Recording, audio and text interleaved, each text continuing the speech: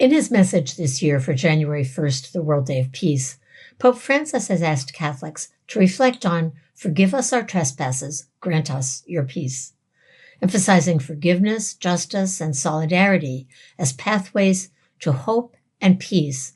Pope Francis points in particular to the start of the Jubilee year, a time for deep transformation. The Jubilee vision at the heart of the Judeo-Christian tradition speaks clearly to the reality of our broken world, where horrific, almost surreal violence seems omnipresent in the Holy Land, in Ukraine, in Sudan, in the DR Congo, in schools, homes, and public spaces, but also in the lack of access to a decent quality of life for millions of people. In the violence of racism, in the suffering of millions of displaced persons and refugees, in the production and marketing of weapons, in gun violence and domestic violence, gangs and cartels, in the devastation of the natural world.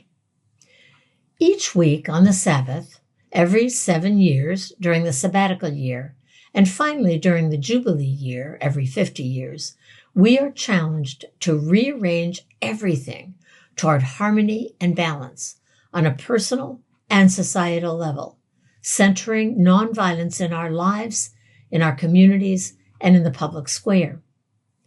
In the book of Genesis, the direction was immediate and clear. The work of creation was balanced at once with Sabbath, Shabbat. Every seventh day, rest, stop working. A lesson in abundance. The spectacular gifts of creation were gratuitously given, and limits. The human had to learn to say enough.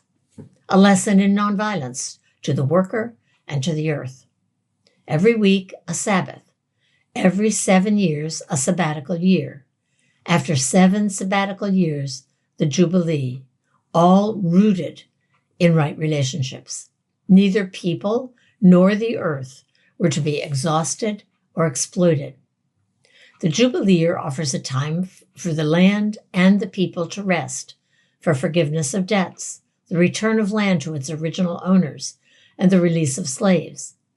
It is an economic, cultural, environmental, and communal reset that occurs every 50 years, signifying a time to renew nonviolent ways and to reestablish proper relationships with God, with one another, and with creation.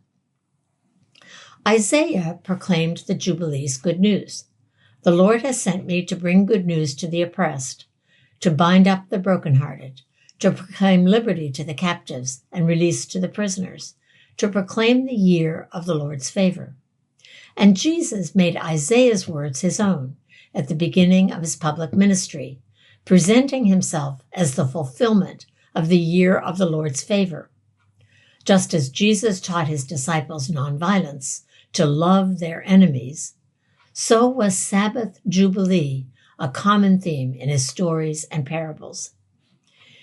In his reflection on the Jubilee, Pope Francis says, "Only from a genuine conversion on all levels, personal, local, and international, will true peace be able to flourish, not only in the cessation of conflicts, but also in a new reality in which wounds are healed and each person's dignity is recognized."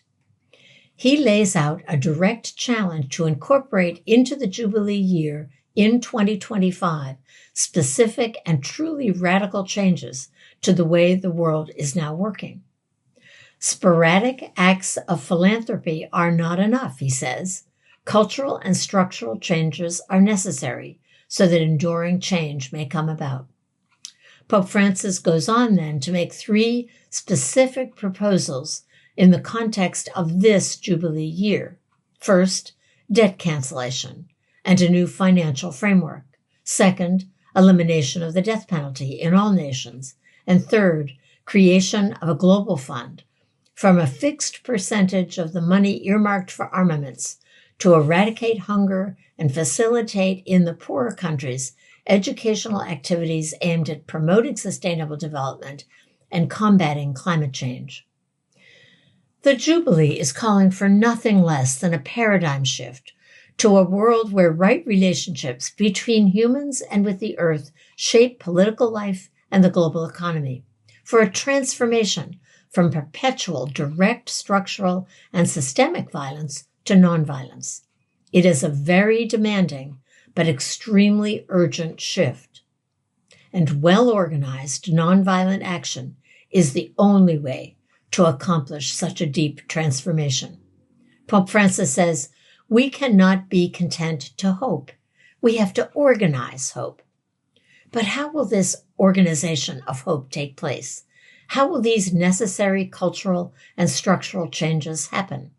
How will relationships between humans and the earth be mended? What can nurture this critically needed paradigm shift?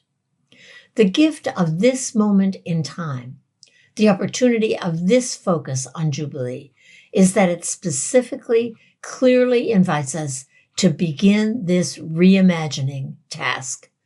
The social, political, economic, cultural, and ecological implications of even small efforts to implement the Jubilee would be enormous.